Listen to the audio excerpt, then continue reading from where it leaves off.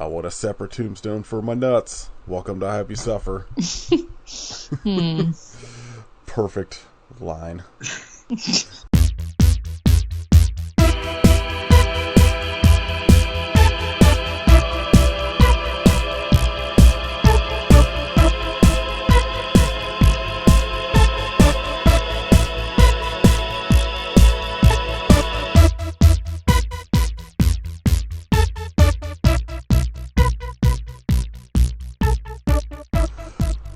This is episode 277 of I Hope You Suffer. I'm Nathan.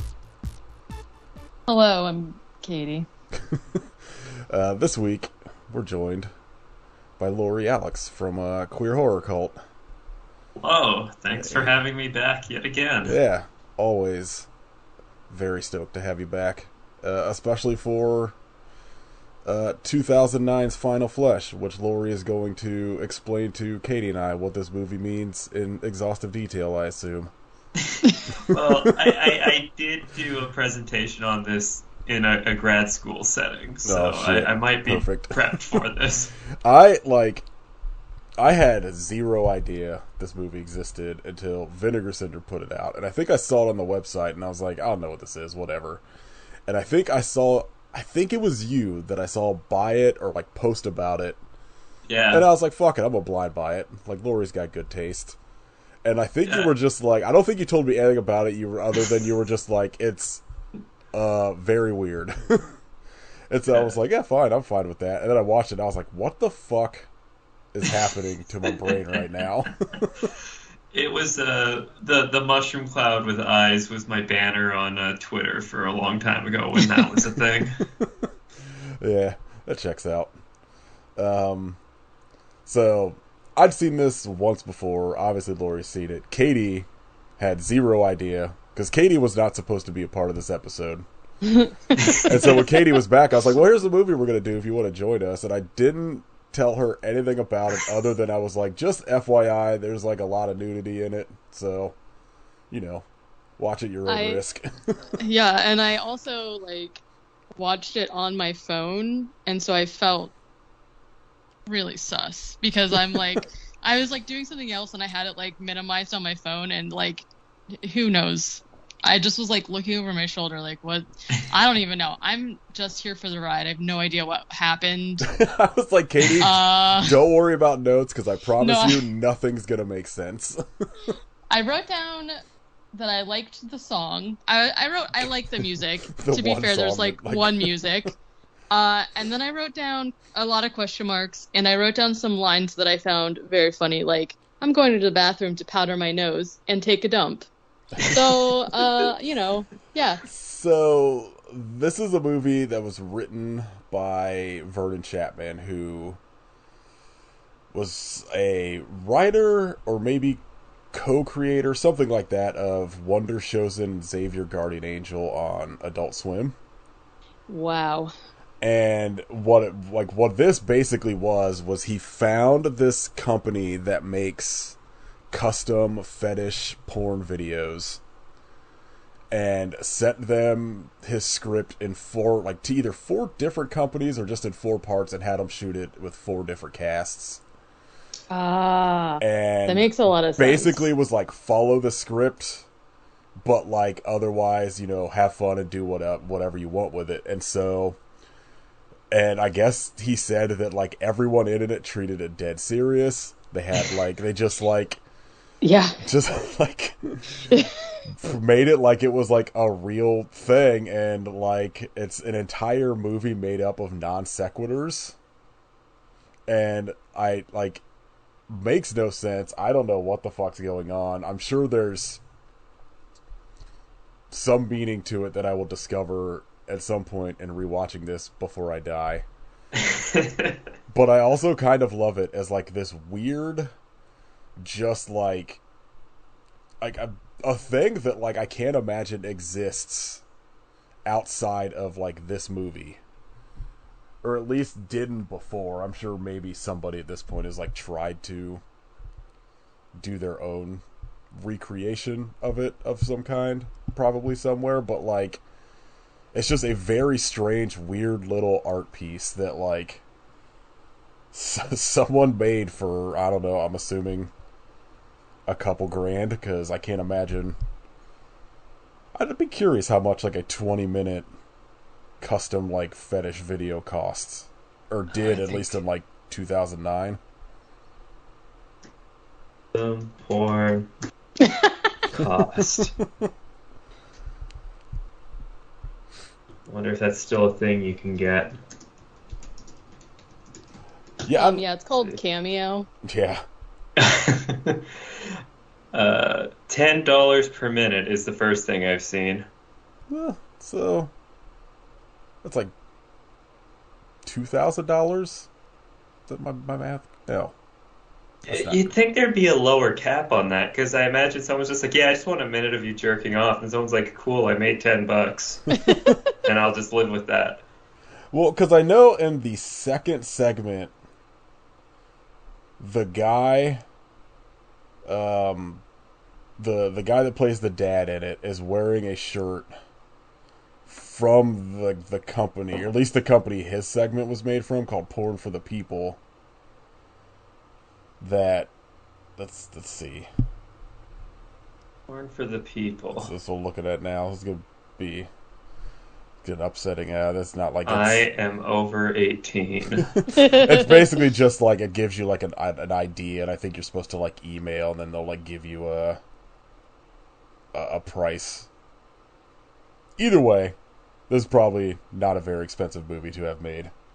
You get a vibe from it though, because at the bottom of the page, on the homepage, it says recent posts, and it's stuff like video, cat fight pissing, diaper bowl shopping, deflation party. Yeah. So you just kind of see what's going on.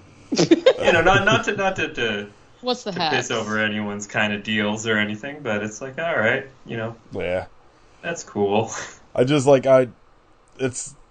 it's one of those things where I'm just like, I wonder if anyone at this point has like taken this idea, but with like a real script, and been like, hey, film this, and then like made a movie out of it yet.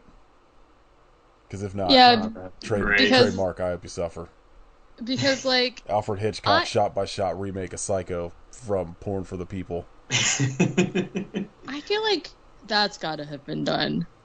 Maybe not Psycho, but like, so like I remember seeing, I don't even remember the whole title of that Xavier the Angel whatever Angel thing.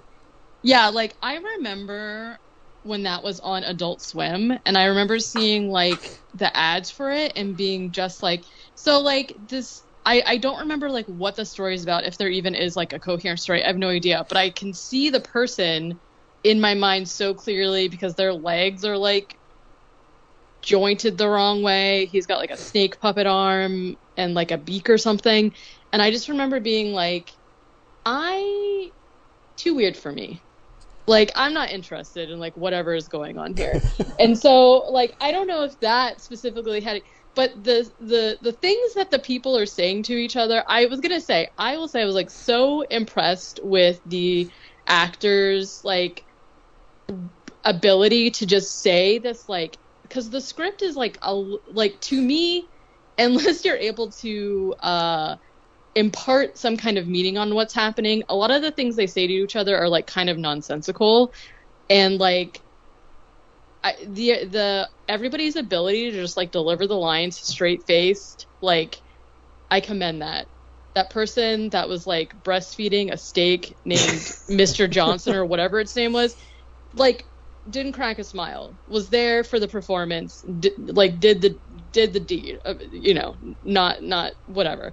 But like I don't know, I just was like, what is happening here? And I will say, like, in the very beginning, I was like a little intrigued as to what was happening. There was like that one woman that was like bathing in angel tears, and I just the whole time was like, what is going through their minds when they are, oh, angel tears, pour them over you and have the best time. You know what I mean? Like tears of neglected children.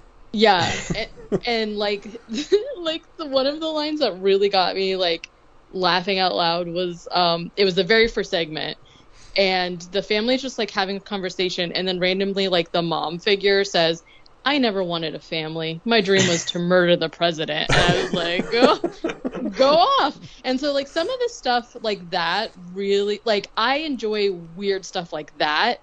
The first and the last segment to me had things in it that were, like, a little intriguing. But the middle segment was just way too much for me. So that was a rough one for me. But to your point, it's like the things that they were saying kind of didn't make any sense without context. And I don't know, like, they probably weren't supposed to, right? But like they just straight face played it, and I just am like, kudos to you for that. Yeah, I can't imagine getting this script and like, well, like I'm sure that, like, obviously they get probably upsetting shit all the time. Oh, I mean, yeah. But like, right. I can't imagine getting this script specifically and just being like, yeah, this makes sense. Yeah, sure, I'll do it.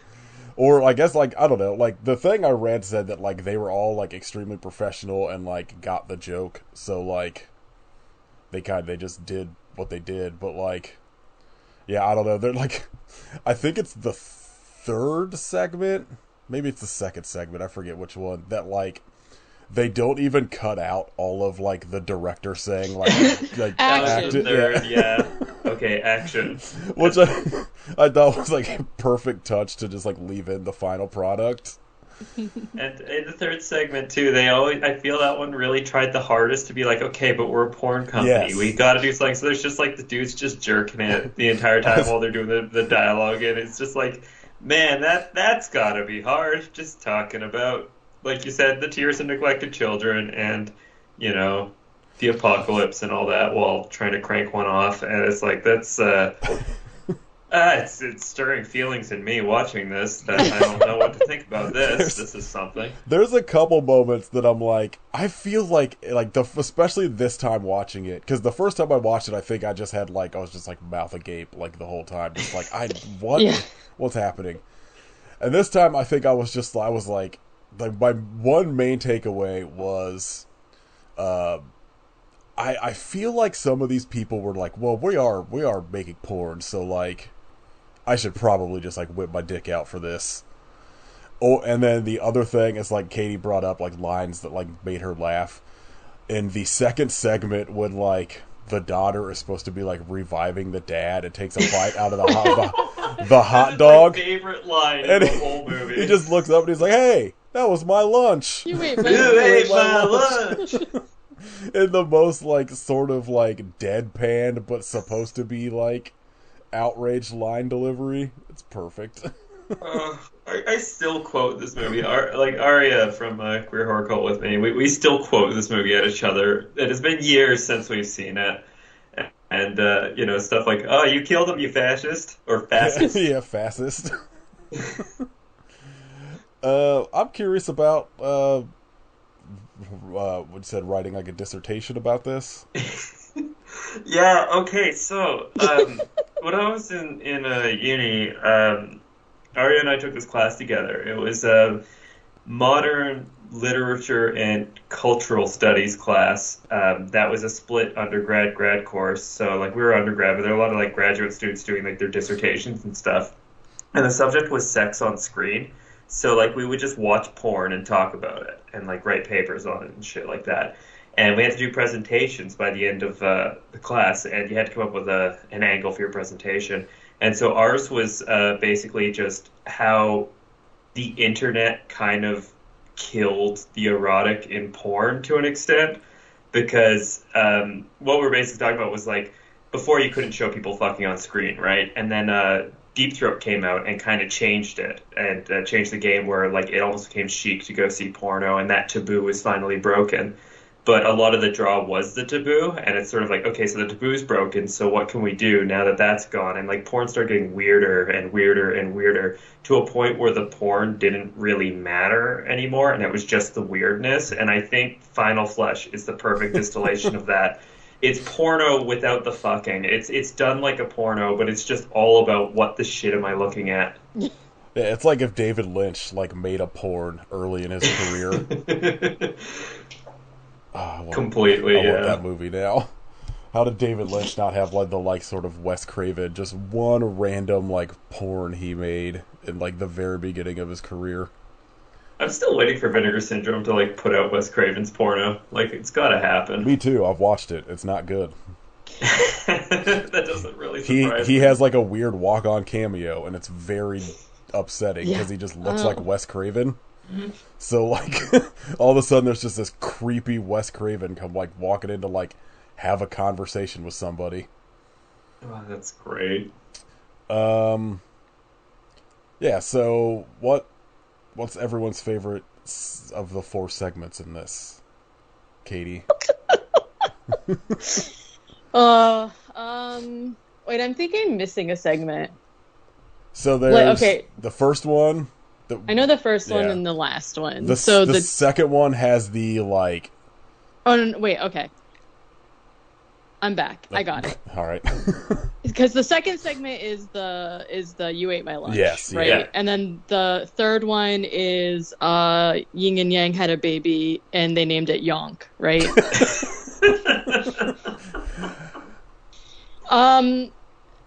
I liked another line from that. There is like a scene where from one of them where the daughter is like there's like a I don't remember if it was the second or third where they are kind of like talking to and referring to God, and God is like responding by writing notes and That's the slipping it second under one. the door. Okay. And there's like one part where the daughter, like, these people all seem to be about the same age to me, but they're very obviously playing kind of like nuclear like family roles, like Yeah. dad, mother, child, whatever. And like the daughter says like, okay, God, if you like reveal yourself to me and like I'll let you see me naked. And God slips a note under the door that says, "It's a deal, strip." And it made me laugh so hard. I don't know. I'm between. I feel like the segments definitely got weirder as it went on, and I kind of liked the first one just because I thought the daughter was very funny, but I think maybe the last one, All right. where the lady's like marrying her dead parents or whatever, it was just like very weird. I guess we should also say the way it's set up. So like the idea is the nuclear bomb went off or is about to go off, and you just follow this mother, daughter, and father, and it's just like each segment is different actors because I believe it's a different company or it's the same company with just different Yeah, actors. I think it's a different company for Yeah. each one. And so basically they all start with them all like with their heads down on a table like they were asleep. And like it's just I think the first 2 are 15 minutes and the second 2 are 20 minutes. And so like it's just 15 minutes go by and you just cut to a entirely new group of people playing the same characters waking up at the table and just deliver a bunch of non sequiturs for 15 or 20 minutes. Lori, which is your favorite segment? I'm kind of in a similar boat between first and last. I think the first had some of my favorite lines in the whole thing. Although nothing will top, for my mind, the delivery of "Who ate my lunch." I want that on my gravestone. Just I don't care what else is written on there. Just "Who ate my lunch." But one thing I really liked about the last segment is that you could tell they really went for it. Mm-hmm. Like they really went for it, and they had like the moody lighting and the props and everything that the other ones lacked. Not that made the other ones bad or anything like that, but like just it felt like a good progression. But Yeah. to have that as the last segment with such nice set pieces as the guy with a block of cheddar cheese for a dip getting graded and it just writes nature on the bed, Perfect. or the walkie-talkie dinner scene. I go for 2, but 1 is a very strong contender for me. That first one is so like when they just the escalation of like birthing things. Where it's like Right. an egg and then like a cantaloupe and then just like a chunk of like raw steak. Literally. It's beautiful. The very like the very clear like that like she just had a cantaloupe in the back of her panties that you could see her like move to pull out is so funny to me. Yeah. Like you could like again, it's another thing that you could tell they were like, no, this says like you're pulling it out, so like you have to have it in there. Like they took it so seriously. Yeah, they made it happen. I feel like if I got this script, I would be like, give them their money back. I don't know what this is. It depends, I guess, if the companies are like, if this is just their steady 9 to 5 job, I imagine the change of pace might have been a refresher. That's another thing I thought is I wonder if they were just like, this is pretty funny, this rocks. Let's just like, because I really like that's the thing I wish, like the one thing the AGFA Blu-ray doesn't have that I wish it did, or maybe it does. Maybe I just don't remember seeing it. As like a commentary, is I would love like I just want some sort of like explanation. Yeah, like, I just want to hear Vernon like talk about it, and I don't know if I please found explain anything where he kind of just like discusses it outside of just like, no, this is how it was made. Well, I have the original DVD that came up for this. I don't know that there's anything on that, but I'll double check and get back to you. But one little bonus feature came with is a little foil packet that looks like a condom packet, and it's got the nuclear cloud on it, and it's just full of hand sanitizer. Perfect. So they just thought, like, hey, this is the appropriate special feature for this movie.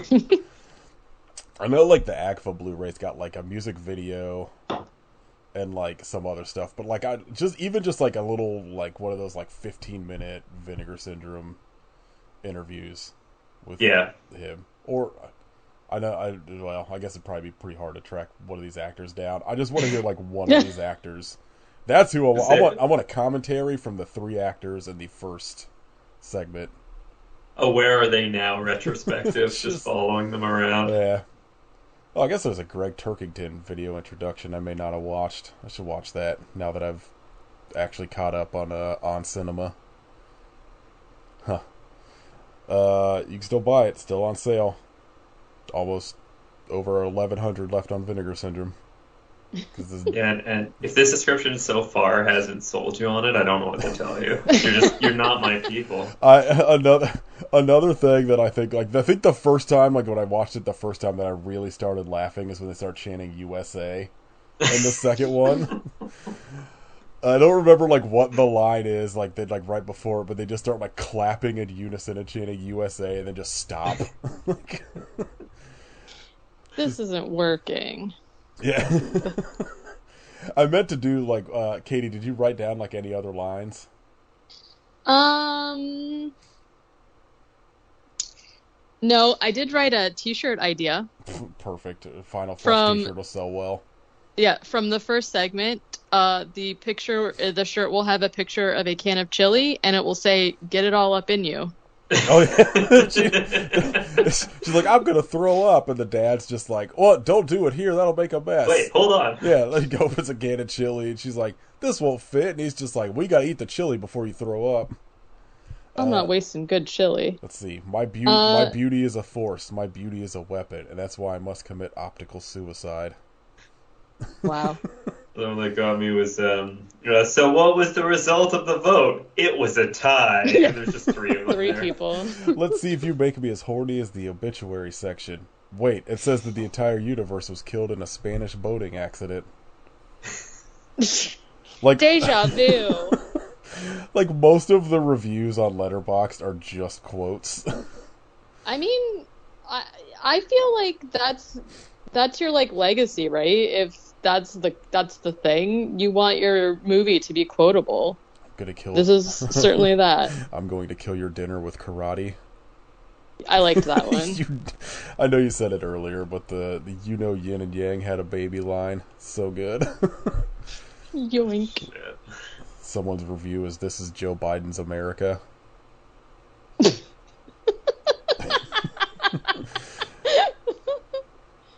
Like so many of these are just like, "Hey God, if you show yourself to me, I'll let you see me naked," or whatever. Okay, but the twist on that was actually so funny too, because she was like, they were kind of like, "What are you doing?" And she's like, "When I open the door, I'm gonna spit acid on his face." So she like strips or whatever, and then when she opens the door, it's like I think it was her with the Yeah, mustache. it's her. It's her with a And then- mustache. She But sees like, boric acid in her own face. yeah, I was like, okay, great. Perfect way to end that scene. Me push too hard. Oh no, me shit my brains out. Me feel pressure. Or pleasure. What a fucking king. More people should make movies like this. Yeah. This, like... This- it's amazing to me that someone got to this before, like, Tim and Eric. Yeah. Because, like, this just feels like a Tim and Eric sketch just put to, like, 100. Yeah. Yeah, I don't know. Anything else? Because this is, like, again, this is not a movie that's, like... there's literally no plot. It's just lines that are just sort of delivered randomly. And, just outside of, like, the fourth segment, it's just, like, there's, like, barely anything to look at background-wise. It's just, like... somebody's like rented Like apartment. yeah, apartment wasn't the word I was thinking of, but it's not I don't know, beach house kind of word, like, you know, whatever. Like a condo. Yeah, condo. I don't know why, because I woke up like 10 minutes before we started recording. And so like that, like outside of like the fourth one, like everything just looks pretty bland, other than just like they the props are kind of insane. Like the picture I posted on Instagram of like the conch shell filled with, I guess, maybe hot sauce. That they're turkey basting I thought out of maybe it. That's so gross. Yeah, yeah, I don't...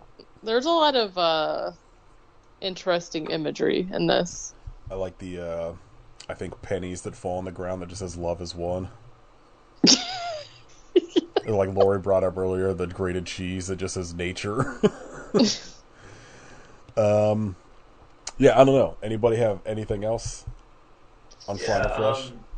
One thing I thought was kind of interesting about this, and this came up when I was doing that course, is we watched this movie called Districted, and it's the whole point of it was they got these sort of art world people to make short films that were pornographic and stick them all together in a movie. So it's people like Gaspar Noé, Marina Abramovich, Larry Clark, with these like art world sort of like upper crust kind of people doing porn. And, you know, like there was a lot of controversy about it because it's like, oh, it's all this explicit stuff that, you know, it's not accepted, but they're art world auteurs, so they've got to be like doing something kind of edgy and cool.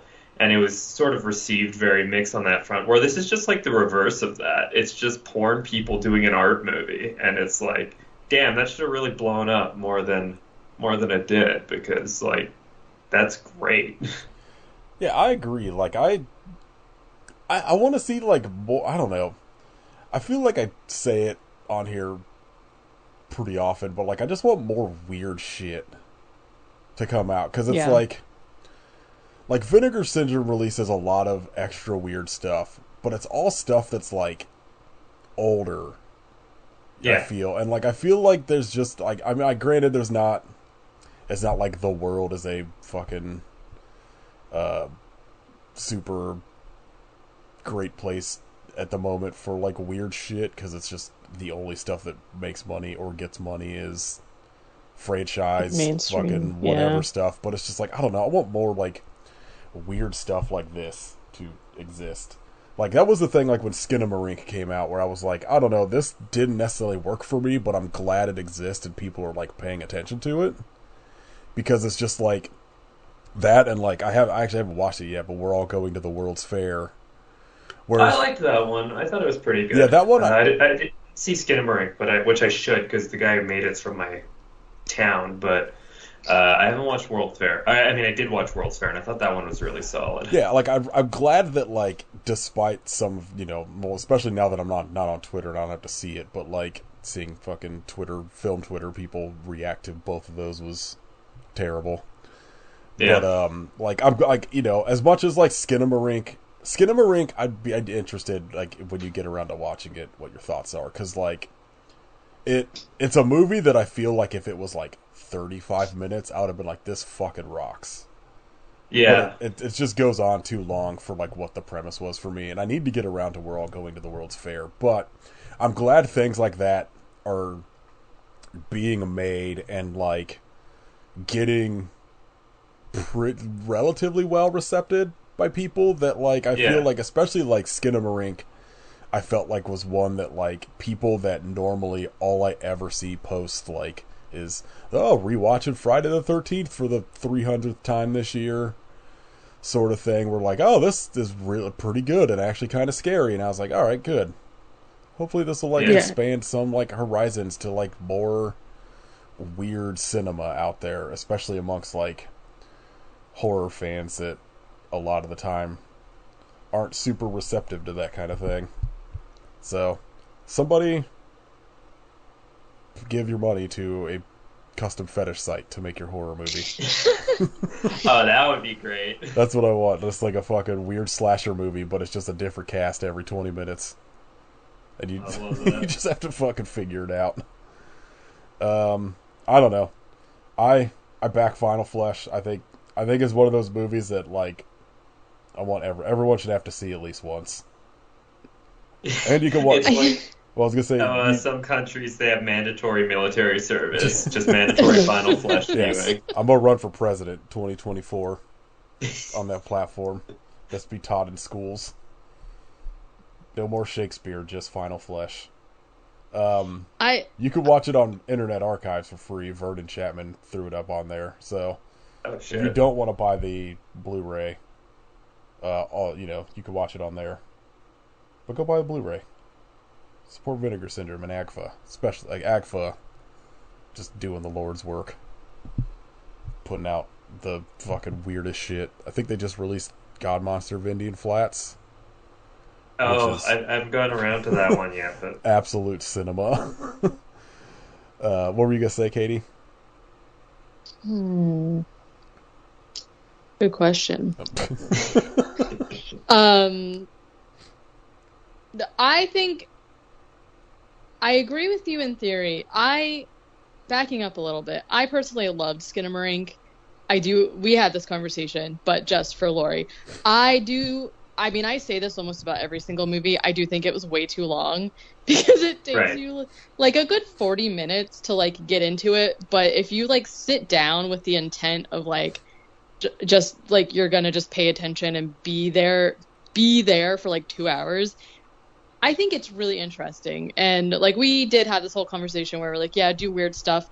I went in thinking it was a found footage movie, and it is absolutely not. So if anyone is thinking that, don't be alarmed.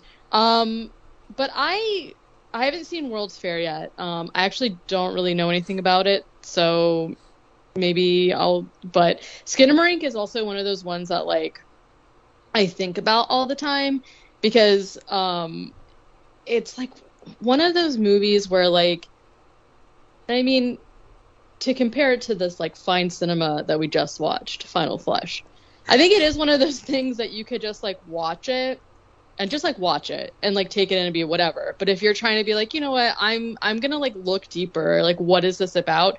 There were things that I picked up in like different segments of Final Flesh that like I feel like you could, if you wanted to like advance your scholarly whatever, you could. There's like themes in each of them. Like in the very first one, the people kept saying like, oh, I remembered this dream I had. And like, granted, most of the dreams were about them going to the bathroom or like whatever. But there is that, right. There is that like thread through that one. And then the very last segment, the mother is like, in the very beginning of it, they wake up and the girl's like, oh, I was asleep and I had this dream.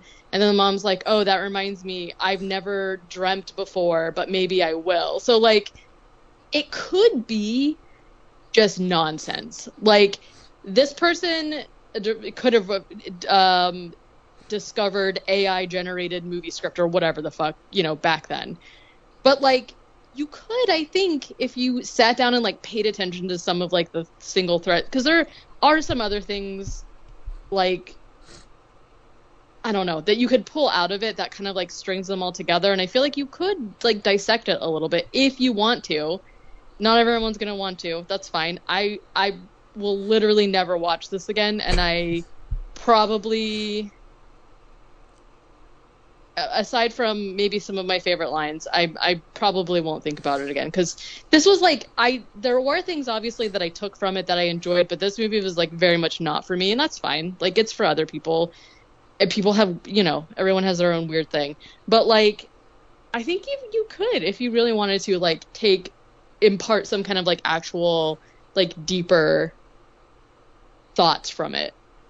Yeah, I mean, like, I think there is probably a meaning behind this movie that's just like, because it's not like, I don't think it's very like I don't think he made it as like a joke. I think there's something there that's just like, I don't know, somewhere behind the non sequiturs, because I feel like everyone that makes art, like, whether it's something like this or something very specifically like detailed, like, like what people would say just like a regular movie or whatever, like, there's something behind it. There's a reason you made it. And like, I don't feel like this was just a joke as much as it's probably like at least 50% was like a joke, because the idea that he had it made through like a custom like fetish porn site.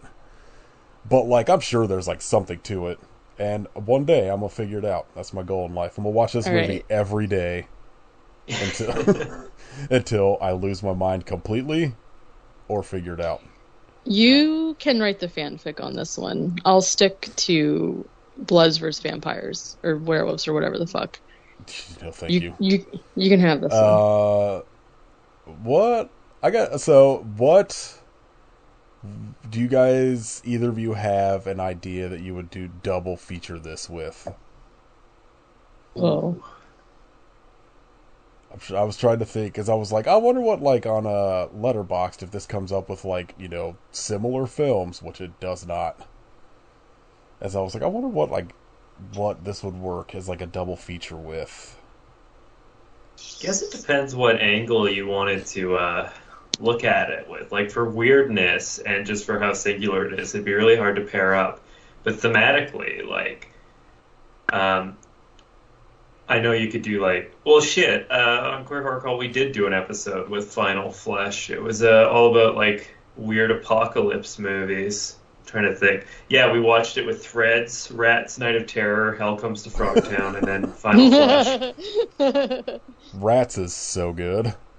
Yeah, I love Rats. The end of that movie, like, was one of, like, I had no idea what it was about. I just kind of watched it. I was like, oh, like a rat movie. I'm in. Yeah. And the ending with the reveal, like, legitimately broke my brain. I was wheezing for quite a while after that little reveal. I so rarely anymore have that sort of, like, surprise, sort of Sixth Sense ending, and that the reveal and the end of that, I was like, what the fuck? I'm looking through, like, my diary of stuff I've watched. I'm trying to see if there's anything that, like, because it's like a movie that, like, I guess Apocalypse is, like, a good way to, like, look at it. I kind of, after that first, like, 2 minutes or whatever, I constantly forget that the movie is about, like, the bomb going off. Yeah. One I want to see that might work a little better that's still apocalypse themed is this movie called The Atomic Cafe. I've never actually seen it, but it's meant to be like a satirical look at apocalypse paranoia, but it's done entirely through recut, like, Cold War era nuclear warfare films. Oh, that's interesting. Fuck it. Final Flesh, Baby Driver, double feature. That might be how I get my dad to watch Final Flash. It's like, I promise, watch Baby Driver afterwards. I know you love that movie. No, you make him watch Baby Driver first.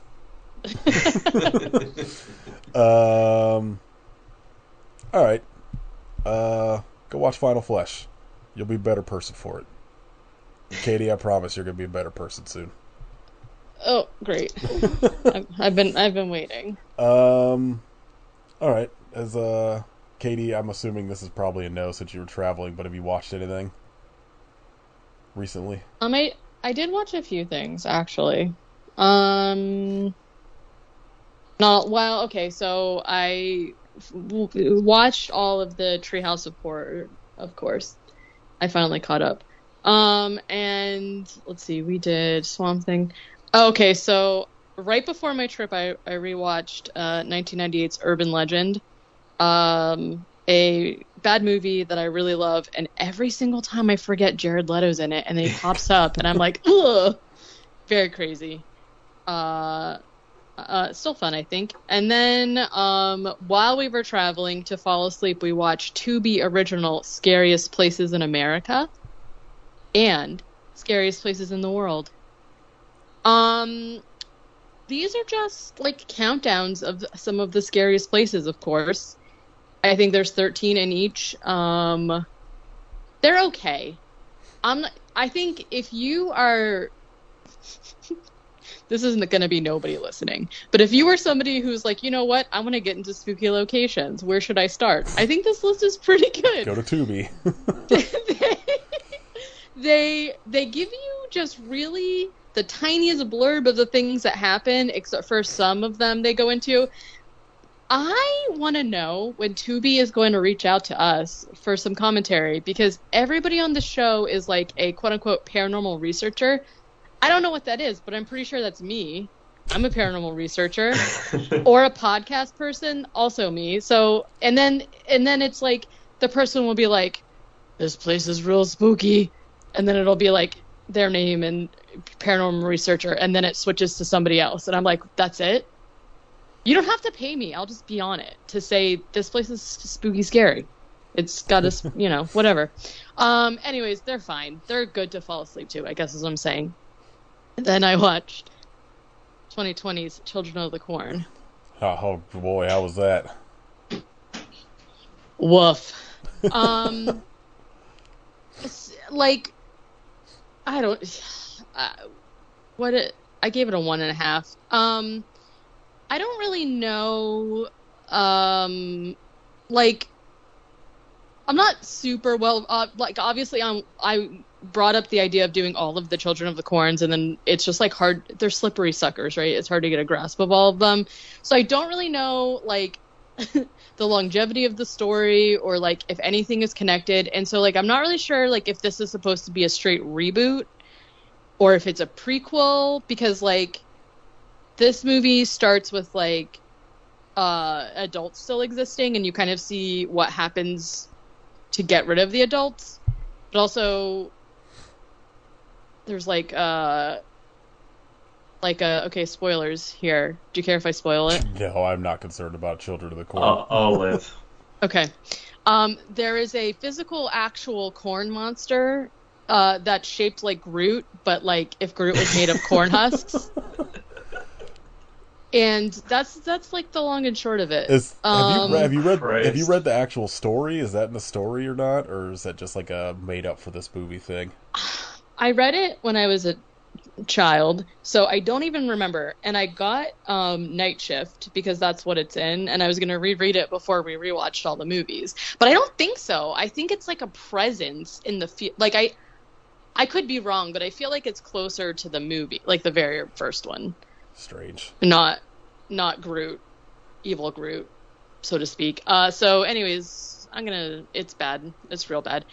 Then we watched From Dusk Till Dawn 2, Texas Blood Money. Is that the one with Tiffany Amber Thiessen, or is that the third one?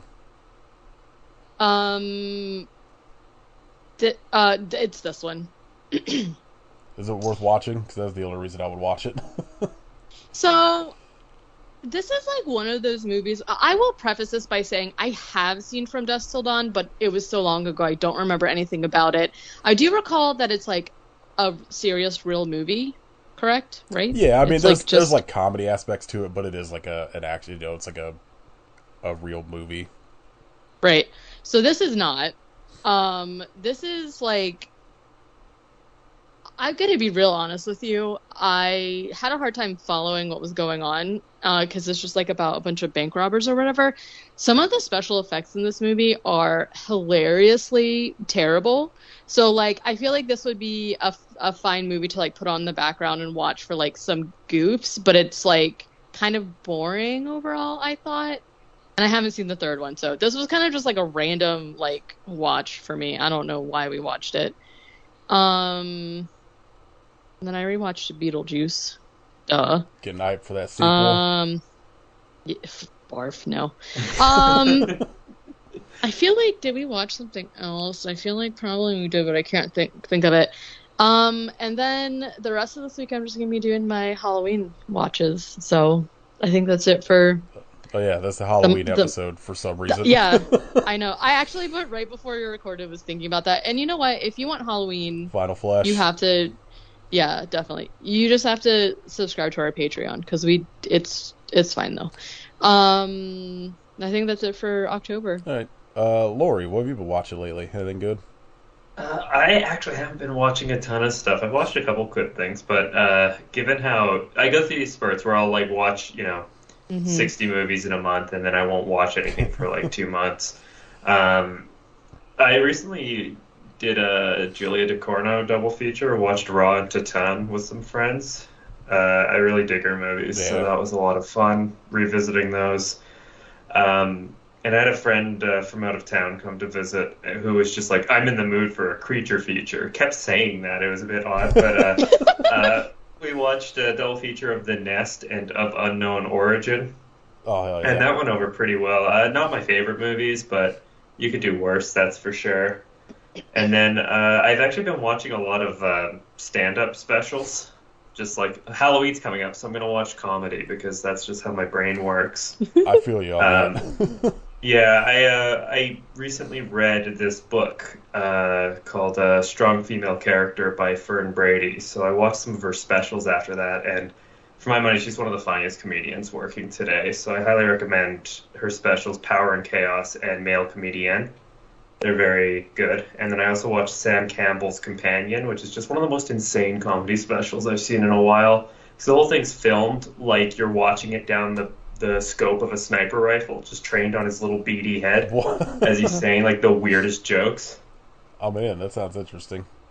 Yeah, they're all on YouTube, so easy enough to track down. I feel like the last comedy special I watched was Tim Heidecker's... Maybe it's just called An Evening with Tim Heidecker, I forget. Was that where he's kind of doing the riff on like the early 90s, late 80s kind of bro comedian? Yeah, he does that, and then he comes out and he plays some songs, because that's how, like, I think that's how he tours, too. He does, like, his, like, weird, sort of, like, slightly right-wing comedian thing. Yeah. And then, like, because I know there's, like, a whole bit where he's just, like, yelling about tofu. I feel like I really wanted to watch like Mark Maron's last one, and I never got around to it. There's like I don't know. There's too many of them now since that's like all Netflix fucking produces. Yeah. Let's see what. Still doing Unsung Horrors. Horror Gives Back. I did watch We Kill for Love, the Lost World of the erotic thriller documentary for that, and it's a banger. High recommend. Cool. It's almost 3 hours just talking about like mostly the sort of like low budget erotic thrillers that came out in the wake of like Basic Instinct and Fatal Attraction and stuff. And it's really fascinating because like all of the talking heads are pretty much people that just made those movies, as opposed to like, having like Paul Verhoeven on it or whatever to talk about Basic Instinct. Yeah. I always get like Fatal Attraction, Basic Instinct. I always like flip flop in my head for some reason. But it's really interesting, especially hearing some of the like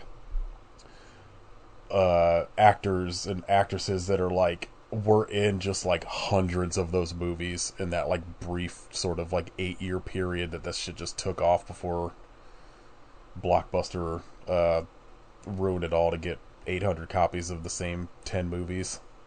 4 movies became like unhorny again. Yeah.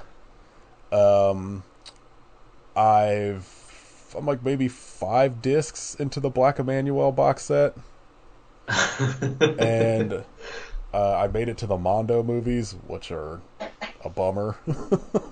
That's too bad. Yeah, like I was I mean they're fine. They're just kind of like it's blatantly just like footage that they just stole from other movies.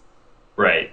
Um, my main takeaway is I think Emmanuel is the sexy Ernest, in that it's the same character in all of these movies in different areas with sometimes a different job, just no explanation. So Oh god. I know. I was talking with Arya. We were very seriously considering doing a run on Queer Horror Cult where we would just like marathon binge watch the entire box set and see if our brains could withstand it. I like it's real hit or miss so far. Like I think I'm see 4 or 5 discs. I'm between like 8 to 10 movies in. Okay. And like all of the Gemser stuff is great. Like Yeah. quality of the movie's debatable, but like she's always a joy to watch. Like Black Emmanuel 2 has like someone else in the Yeah. title role, and like the movie's fine, but it just isn't the same. And I had a hard time with it just like for that reason. It yeah, was just like it's just not hitting. but like I think I'm almost past the point where it's like any of it is really like a cohesive thing. It's just starting to get to where now other directors are like throwing the title onto their films, Right. which is ironic because it's essentially just like someone just just like, well, Manuel took off, let's make our own.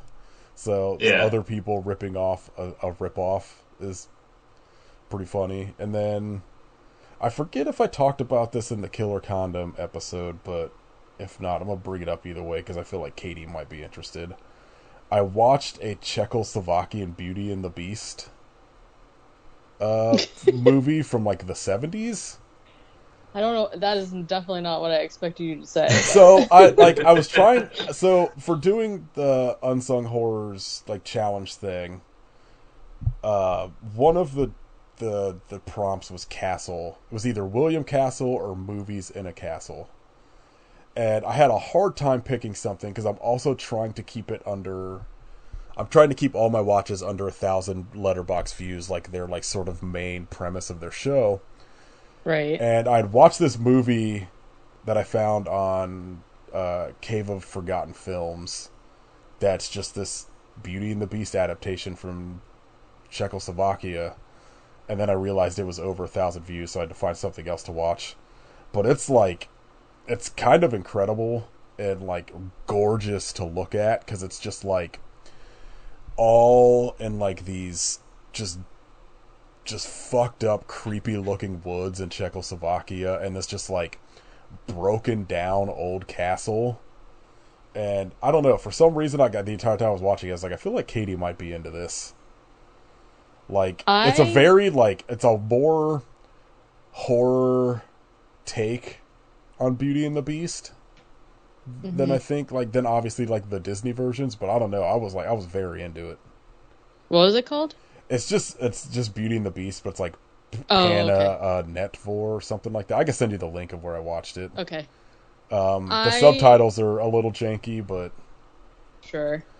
You- I mean, it actually does sound right up my alley. I love Beauty and the Beast, so it's I don't know. I just don't think I don't think I've ever talked about it. that- Maybe like, I have. The main premise of the movie is this like rich guy stumbles upon like the Beast castle and like I think starts stealing from him or something like that, and then like the Beast is like, if you don't want me to kill you, like you're giving me your single daughter or fucking whatever, and then the Beast is all Sure, of fucked course. up looking and kind of rocks. Okay, sounds I good. think that's it. I think everything else is just Caitlin and I have made it past the Futurama movies, so I watched all 4 Futurama movies in Caitlin's first time watching Futurama. So now we're into How did that go? I mean, like, Caitlin is, like, now that we're past the first run, I think they're less interested, because it does become, Yeah. like, not as good, but I still back, like, the movies and at least the first 2 seasons when it came back, but I haven't seen anything after that, so I can't promise anything. But we just got past the episode where, Farnsworth creates the time machine that only goes forward. And so they have to, like, they keep missing getting back, where they have to keep going forward past the Earth dying and then the Big Bang happening again.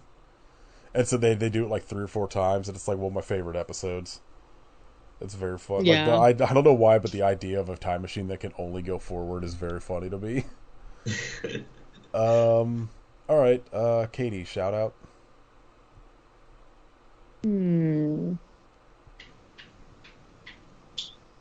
Well, I also wasn't really watching stuff, but I will briefly talk about things that I've been reading.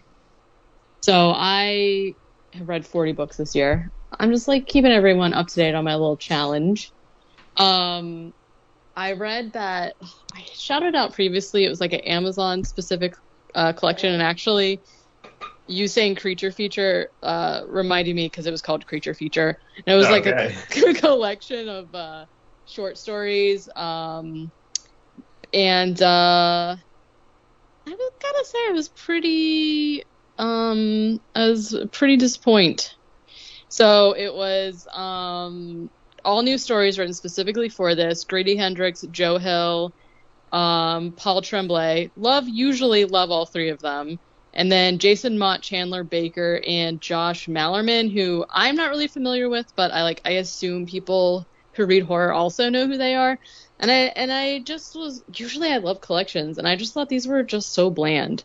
And I love creature stuff, so I don't know. I was a little disappointed. You can purchase all of the short stories separately, so if you're like somebody that's interested in just one of them, you don't have to buy the whole thing or whatever. Then I also finally read Coraline for the first time. Coraline's one of my favorite movies ever, and I had just never read the book. The book was fine. I think I actually like the movie better. I could be biased though, because I have seen the movie like a bazillion times. I already talked about that book I read, Dead Inside. That was a mistake on my part. When do you get into the Mothman erotica? I need somebody buy it for me. I cannot justify, because I'm on the library app, and you can't just read anything that you want, and I just need somebody to fund my illness with it.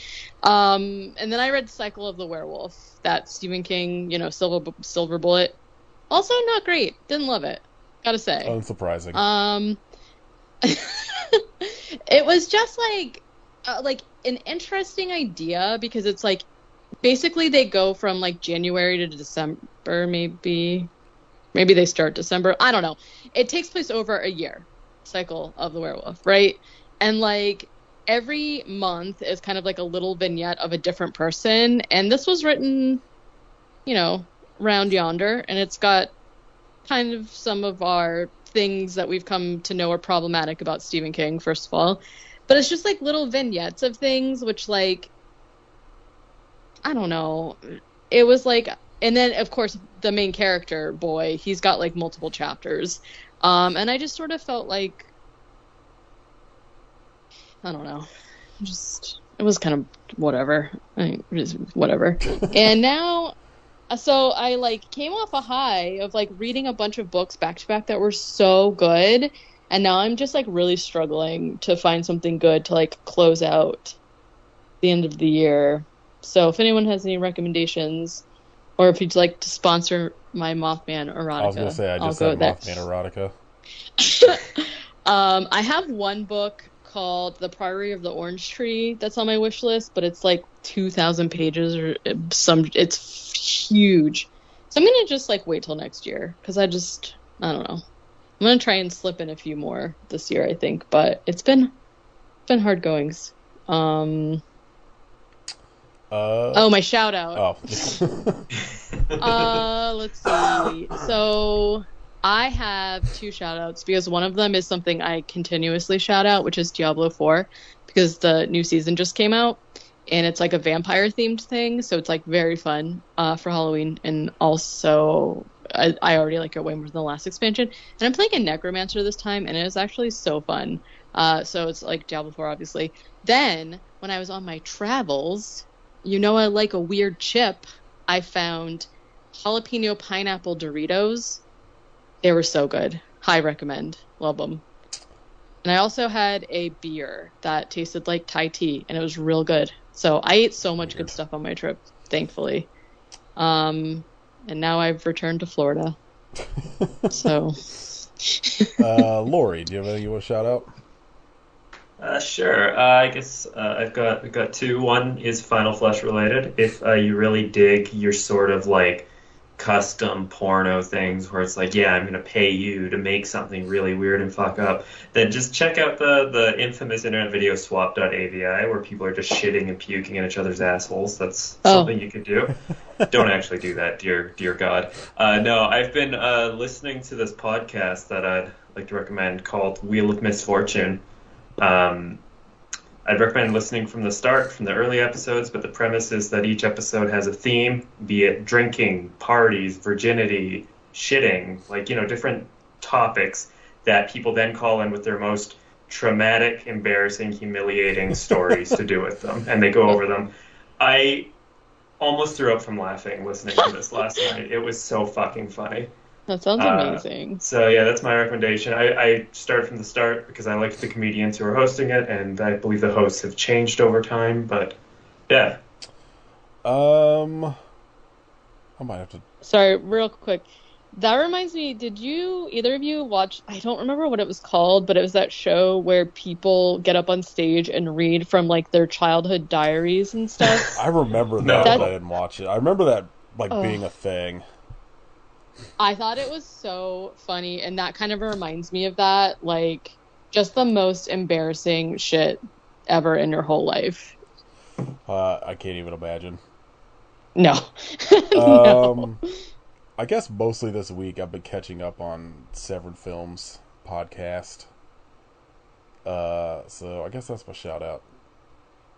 I like listening to the behind the scenes sort of aspect of how like something like Severin or like a Vinegar Syndrome type company runs and works, and yeah, it's pretty fun. All right, Katie, what are we doing next week? Oh, I don't know. Oh, wait, are we doing spooky stories? Yeah, I guess we gotta pick a fucking movie of some kind to watch with it, but we'll figure it. We can do that Amityville documentary, but I'm like 99% sure that I already watched it. I'm gonna find something more stupid than that to watch. I'm over Amityville. Okay, find it. Yeah, I do have some fellow listeners, have sent me some spooky paranormal encounters that happened to them, and I'm so excited because I didn't think I would get any, and I do have a handful. So, yeah. Lori, you have any recommendations for a really bad ghost documentary? Oh, really bad ghost documentary. Not offhand. Like, I've seen ghost like mockumentaries. I haven't watched many ghost documentaries because my TV is like permanently stuck on this channel that's just called Haunt. If I'm not watching like a Blu-ray disc, when I just turn it to TV, it's just stuck on Haunt. I think I broke the fucking thing, so it's just always like the weirdest bad ghost documentary stuff. So like I kind of hate the concept at this point because it's just always on. The thing that's hard too is that like I of course have seen a lot, but a lot of them are just like they're either fine normal documentaries or they're like so boring. So I'm like trying to think of one that like I always get like trapped into the ones where I'm like, oh, this looks like real shitty, and then I'm like, oh no, I was right, but it's like not the good kind of shitty. It's like the bad kind just of shitty. Somebody's like garbage like YouTube documentary they just like uploaded to Tubi. Like that Rougarou one that you hated. Oh my god, there's so many of those that whoever makes those makes one for every fucking cryptid, and it's bad. If you don't have footage of a cryptid, I don't want to see your documentary. Yeah, and it's always like, I don't know. It's always like, yeah, I don't know. I was up late and I heard a snarl. Think it was a Rougarou. And you're like, okay. You didn't need to tell that story, but thank you. All right. Well, next week will Um, be some well, stories Katie got, and then some I'm some s- bad I'm so documentary, excited. and then eventually we'll do our Treehouse of Horror episode like 2 weeks past Halloween. Again, that's fine. So many. One of the segments was about Arbor Day, so like, who cares? And you know what? Actually, I think it's nice. We're extending the Halloween season a little bit for people who get sad, Yeah. and who hate Christmas or what have you. So, it's fine. We'll just extend it. If when does this comes out on This comes Halloween? out on the 30th. So if you have a spooky story that you want me to tell, you have like You 3 have like days. 3 days. Blast it out, send it to me, so I'll read it. It'll be great. Yeah. Lori, what's your favorite Treehouse of Horror segment? Oh, maybe the one where they start like eating kids in school. Oh, Yeah. that's a Ooh, good one. yes. I'm pretty sure that is a segment on the episode I picked. Yes, I think Kit picked the one with the Twilight Zone gremlin on the bus, right? I love that one too. Yeah. I picked the one with Nightmare on Elm Street, fucking groundskeeper Willie, and then I the picked Homer in 3D one with the erotic cakes. Yeah, I picked the Shinning. I'm pretty sure that Classic. the cannibal one is like the second or third one or I whatever. think about Millhouse, the fucking the angle they have of Millhouse falling into that blender all the time. That's just such an upsetting like shot composition. I'm excited to talk about them because there were so many that I was like, well, I'll just like rewatch all of them because I don't really know. I did think I was going to pick the first one, but for some reason, I think I don't know. Some of them I just feel so nostalgic to me at this point. And then like later on, the episodes I hadn't seen yet, I still got some chuckles. So it was a good I'm time. surprised you didn't pick the I Know What You Did Last Summer one. I did see. Guess I I forgot did to like. put the fog lights in. Yeah, I don't know. I have some specific reasons that I picked The Shining, which I feel like are not anything surprising. But I did really like that one. I did really like the Death Note one, to be very It's honest. surprisingly good. I was shocked that like a modern Simpsons And like, thing went that hard. yeah, with like the animation was like it was great. So yeah, we'll talk about it. But yeah, I like the cannibal one a lot too. That whole episode with like all of the segments being like strung together basically by the fact that like I feel like in most of them they make Willie like the bad guy, and in all of these he's like, I'll save you children, and then he ends up getting like murdered anyway or whatever in like every single one. Maggie. It's so funny. I love it. So yeah, that was fun. I would recommend giving those a watch if you can. Even though the playlist doesn't work correctly, but it's whatever. Yeah, Put in a streaming little sites work. It's be worth better. it. Fix your What playlists. the fuck? Yeah. All right, if you would like to support us, you could join our Patreon at patreon.com/podcast. We had a bonus episode every week in October. It was a lot. Yeah. We may not have had a real episode every week, but we had a bonus I think we had a episode. real episode all month. Did we? Yeah. Okay. Who knows? I don't know. Go listen to the Swamp Thing episode that just came out, where you could hear me talk about Jim Wynorski's Return of the Swamp Thing. A banger. And Wes Craven's less of a banger Swamp Thing movie. You can leave us a rating and review on iTunes and Spotify. All that shit. Follow Kid at Hidden Kitstery and Kitchification of Blood. Follow Katie at Werewolf Face. And join Katie's Patreon at patreon.com/werewolfface. Lori, do you want to tell people Yes. where they can find Queer Horror Cult and all of that shit? Sure. Just I think it's just Queer Horror Cult, one word, on Instagram is where we're most active. Podcast is kind of in a bit of a hibernation still, where because of life circumstances, we just kind of record episodes when we can, which is about once a month or 2 months if we're lucky. But yeah, Queer Horror Cult on Instagram. I think we're on all the main platforms as far as listening to the actual show goes. Yeah. Go listen to their, I think, latest episode on Killer Condom. The penis destruction episode. Yeah, Killer Condom and Bad Biology. Yes, that's what it was. Killer Condom, so good. I love that movie. Oh, I'm getting yelled at for kibble. I gotta wrap this up. Yeah, go listen to Queer Horror Cult. It's very good. The best. Lori, thank you again for coming back. Next. Well, thank you so much for having me. Next time, we'll do the often threatened Jess Franco episode. Oh God! I'll force you to watch some of those Blu-rays. It'll be good for me to actually watch the Blu-rays of them I bought. I figure what we should do is we'll figure out what we both own in common that we have not watched, and we'll just fucking throw a mishmash of those on. All right, and just to make it, I think, an extra interesting episode from my side of things, I'm gonna watch them all in one go. Yes, that's what just back to back to back. That's pretty much what I have to do. So, anytime we do any sort of like triple feature or anything, I'm like, oh shit, I forgot to watch these, and we got to record in like 6 hours. But cram these in real quick. All right, we'll be back with some form of an episode next week. We'll see. I hope you eat my lunch, but why?